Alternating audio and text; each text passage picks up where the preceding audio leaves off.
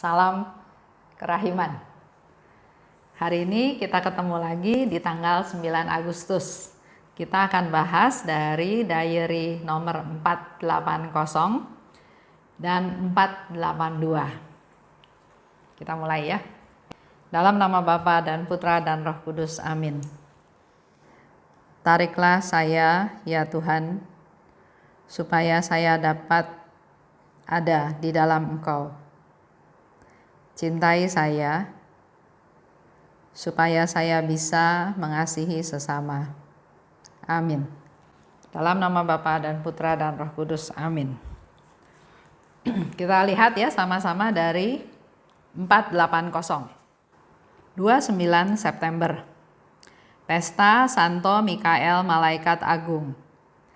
Secara batin, aku sudah dipersatukan dengan Allah. Kehadirannya merasuki diriku sampai ke lubuk hatiku dan memenuhi aku dengan damai, sukacita, dan pesona. Sesudah berdoa sejenak, aku dipenuhi dengan kekuatan dan keberanian yang luar biasa untuk menderita dan bertempur. Tidak ada suatu pun yang menggentarkan aku, juga kalaupun seluruh dunia berbalik menyerang aku. Segala penderitaan hanya menyentuh permukaan, tetapi mereka tidak mampu menemukan jalan masuk ke lubuk hatiku. Sebab Allah yang menguatkan aku, yang memenuhi diriku, bersemayam di sana. Semua jerat musuh dihancurkan pada tumpuan kakinya. Dalam saat perpaduan ini, Allah menopang aku dengan kekuatannya. Kekuatannya tersalur kepadaku dan membuat aku mampu mengasihi Dia. Dengan kekuatannya sendiri, jiwa tidak pernah mencapai keadaan ini. Pada awal rahmat batin ini, aku dipenuhi dengan ketakutan dan aku mulai menyerah kepadanya. Tetapi dengan amat cepat, Tuhan membuat aku sadar bahwa hal ini sangat tidak berkenan di hatinya. Dan Dia jugalah, Dia sendiri, yang membuat kekuatanku mereda, yang membuat ketakutanku mereda. 482. Ya Allahku, aku menyadari misiku dalam gereja kudus. Adalah tugasku untuk bekerja keras terus-menerus guna memohon kerahiman bagi dunia. Aku menyatukan diri erat-erat dengan Yesus dan berdiri di hadapannya sebagai kurban penyilihan atas nama dunia. Allah sama sekali tidak akan menolak apapun ketika aku memohon kepadanya dengan suara putranya. Pada dasarnya, kurbanku sama sekali tidak ada artinya. Tetapi ketika aku menyatukannya dengan kurban Yesus Kristus, ia menjadi kurban yang penuh kuasa dan memiliki kekuatan untuk meredakan murka ilahi. Allah mengasihi kita dalam diri putranya. Sengsara pedih yang ditanggung putra Allah terus-menerus menyingkirkan murka Allah. Itu yang mau kita bahas bersama-sama hari ini. 480 itu bicara tentang persekutuan dengan Allah. Sedangkan 482 bicara tentang pengorbanan. Dikatakan pada pesta Santo Mikael, Malaikat Agung, yang selalu dirayakan pada tanggal 29 September, secara batin aku sudah dipersatukan dengan Allah. Kita pun perlu ya, seperti Suster Faustina, memperingati pesta-pesta yang memang perlu diperingati. Salah satunya pesta Santo Mikael, Malaikat Agung. Secara batin aku sudah dipersatukan dengan Allah. Kehadirannya merasuki diriku sampai ke lubuk hatiku. Itu yang dirasakan oleh Suster Faustina. Dan memenuhi aku dengan damai, sukacita, dan pesona. Ada Allah dalam diri kita, maka yang kita rasakan adalah ada damai, ada sukacita, dan pesona. Sebaliknya juga ada orang bilang, di dalam saya ada Tuhan, tapi masih gelisah, masih khawatir, masih bingung, masih bimbang, masih galau. Di sini Suster Faustina mempertegas, ada Tuhan dalam diri saya, maka saya mengalami damai, mengalami sukacita. Dan dikatakan oleh Suster Faustina, aku menjadi kuat untuk menghadapi penderitaan dan pertempuran. Dengan pengalaman Tuhan ada dalam dirinya, maka dia merasa dia menjadi kuat untuk menghadapi penderitaan dan pertempuran. Dan ternyata segala penderitaan hanya menyentuh permukaan. Segala penderitaan hanya menyentuh permukaan. Tidak bisa masuk ke dalam lubuk hatiku karena Allah yang menguatkan aku, Allah yang menopang aku dengan kekuatannya, Allah yang ada di dalam hatiku. Ya, di situ dikatakan Allah menopang aku dengan kekuatannya. Kekuatannya tersalur kepadaku dan membuat aku mampu mengasihi Dia. Dengan adanya Tuhan dalam dirinya dia, maka penderitaan itu hanya ada di permukaan, nggak bisa masuk ke dalam lubuk hatinya. Dan karena ada Allah yang menopang aku, maka kekuatannya itu membuat aku mampu mengasihi Dia. Karena dikatakan di sini bahwa dengan kekuatannya sendiri, jiwa tidak pernah mencapai keadaan ini. Untuk mengasihi, sungguh-sungguh mengasihi Tuhan, butuh kekuatan dari Tuhan, butuh rahmat dari Tuhan. Jadi bukan hanya dengan kemampuan sendiri, karena kalau dengan kemampuan sendiri pasti nggak bisa. Membuat aku mampu. Begitu pula dalam menghadapi banyak hal. Kalau kita mengandalkan Tuhan, kita berserah pada Tuhan, kita mempersatukan diri kita dengan Tuhan, maka kita akan mampu. Tuhan akan melimpahkan kekuatannya untuk kita menjadi mampu menghadapi segala sesuatu. Pada awal rahmat batin ini, aku dipenuhi ketakutan. Ya, mula-mula dia merasa takut. Kita sebagai manusia wajar ya, kalau menghadapi suatu pertempuran, suatu penderitaan, ada ketakutan. Ya. Tapi sebelum itu, Tuhan sudah sadarkan aku bahwa hal ini nggak berkenan kepadanya. Begitu pula masukan untuk kita semua. Jangan ketakutan itu menguasai kita, ya. Jangan, aduh Tuhan, saya nyerah deh. Jangan sampai seperti itu, ya. Karena ternyata Tuhan menyadarkan Suster Faustina, juga sekaligus menyadarkan kita semua bahwa hal itu tidak berkenan di hati Tuhan. Dan kalau kita berserah pada Tuhan, mengandalkan Tuhan, maka Tuhan sendiri yang akan membuat ketakutan mereda. Persembahkan kepada Tuhan.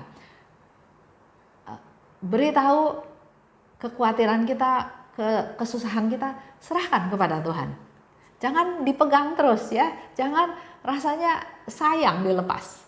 Banyak orang yang merasa sayang, terutama kalau ada orang menyakiti kita. Nggak bisa Tuhan, orang ini nggak bisa saya ampuni, orang ini harus mengalami kesusahan juga karena dia sudah menyusahkan saya. Kalau kita nggak mau lepasin, ya kita nggak akan merasa damai, nggak akan merasa sukacita, dan akan selalu ada ketakutan, ada kekhawatiran. Oleh sebab itu, kita harus bersandar padanya, kita harus mengandalkan Tuhan, harus berserah pada Tuhan, maka nanti Tuhan sendiri yang membuat kita nggak ketakutan lagi.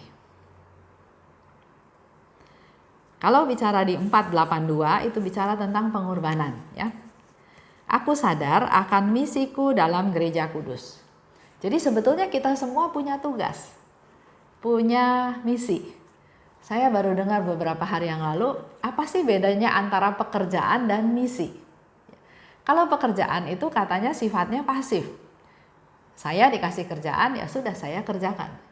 Tapi kalau misi adalah sesuatu tugas yang kitanya proaktif, kitanya yang bergerak, kitanya yang mengejar supaya misi itu bisa tercapai. Ya, jadi beda antara kalau pekerjaan kita pasif, dikasih kerjaan ya kita kerja, nggak dikasih kerjaan ya kita nggak kerja. Suster Faustina bilang misiku dalam gereja adalah 1, kerja keras untuk terus menerus mohon kerahiman bagi dunia. Ini bukan tugasnya Suster Faustina aja, tugas kita semua. Ya, Tuhan sudah siapkan waktunya pada jam kerahiman. Tuhan bilang, pada saat jam kerahiman, datanglah padaku, renungkanlah sengsaraku. Berdoalah buat mereka yang berdosa. Di sini Suster Faustina bilang, dia punya misi untuk bekerja keras. Bukan tunggu kerjaan, datang kerjaannya baru dia kerja, tapi misi adalah kitanya yang harus proaktif, kitanya harus aktif. Apa? Bekerja keras. Untuk apa? Untuk mohon kerahiman bagi dunia. Berdoa, mati raga, melakukan perbuatan baik, menjadi silih ya. Mohon kerahiman bagi dunia. Yang kedua, misinya dia menyatukan diri dengan Yesus, berdiri di hadapannya sebagai kurban penyilihan bagi dunia. Berdiri di hadapan Tuhan, menjadi kurban penyilihan bagi dunia. Dia rela berkorban, dia meniru, meneladani Yesus yang rela berkorban untuk menyelamatkan dunia. Allah tidak akan menolak apapun ketika aku mohon kepadanya dengan suara putranya. Ini sama juga dengan doa koronka yang Tuhan Yesus ajarkan. Demi sengsara Yesus yang pedih. Kita berdoa kepada Allah Bapa, Bapa yang kekal. Ya. Terus dilanjutkan dengan kata-kata demi sengsara Yesus yang pedih. Tunjukkanlah belas kasih-Mu kepada kami dan seluruh dunia. Jadi, di sini Suster Faustina juga mempertegas bahwa Allah tidak mungkin menolak apapun ketika aku mohon kepadanya dengan suara putranya melalui Yesus. Memohon kepada Allah melalui Yesus. Pada dasarnya kurbanku nggak ada artinya. Iya betul ya. Apa sih artinya pengorbanan kita? Apa sih artinya kurban kita? Tapi waktu menyatukan kurban kita dengan kurban Yesus, maka ia menjadi kurban yang penuh kuasa. Dan ada kekuatan untuk meredakan murka ilahi. Jadi kalau kita melakukan suatu pengorbanan, jasa kita sendiri tanpa kita menyatukan dengan kurbannya Yesus, itu nggak ada artinya. Tapi sebaliknya, walaupun kurban kita kecil tidak ada artinya, tapi kita satukan dengan kurban Yesus, maka kurban itu akan penuh kuasa, bahkan bisa meredakan murka Allah. Allah mengasihi kita dalam diri putranya.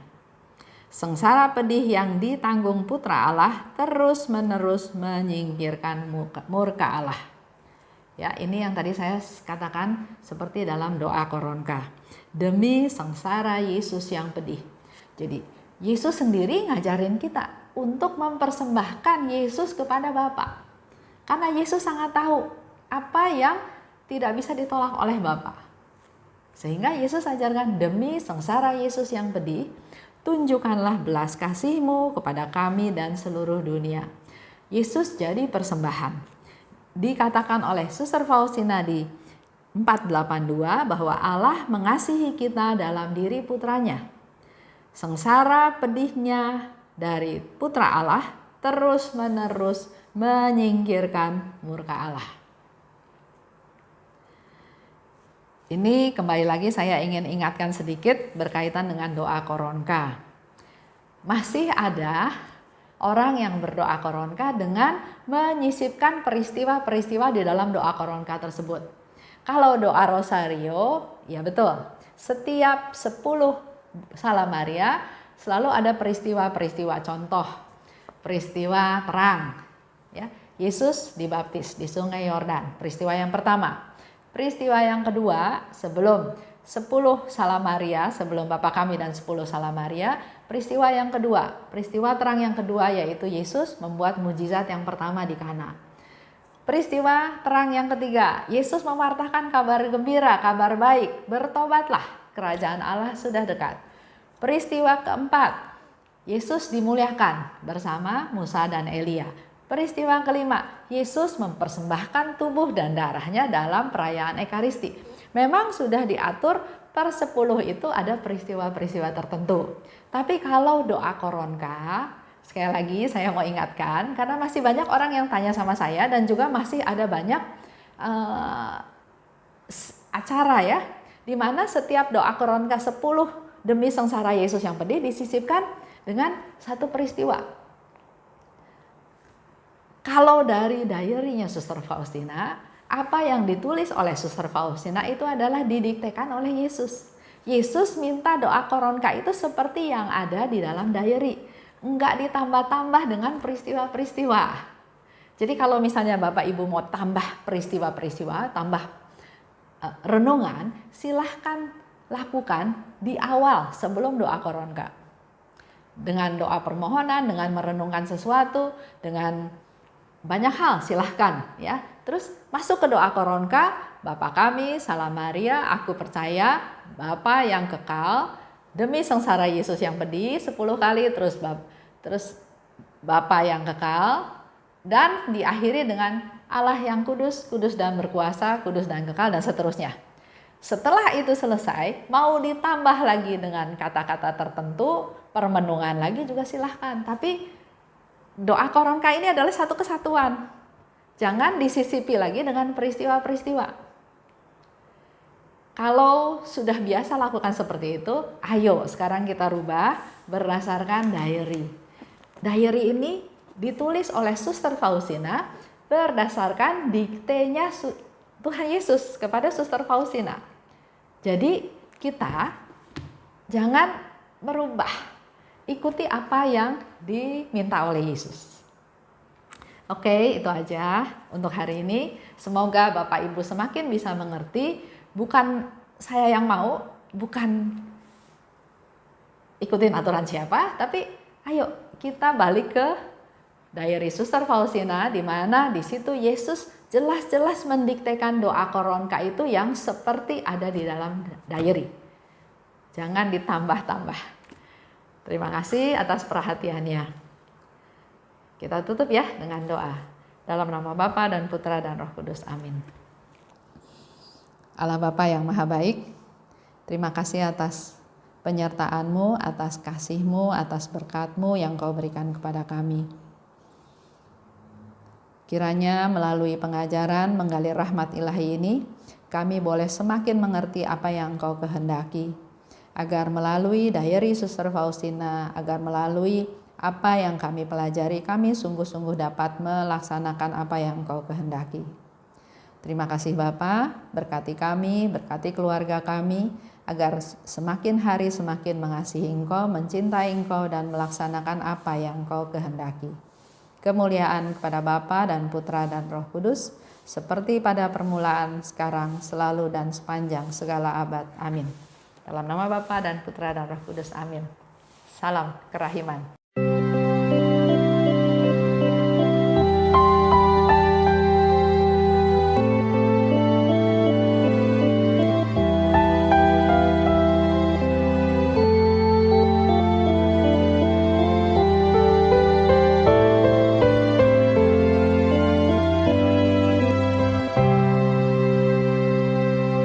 Syukur kepadamu ya Allah,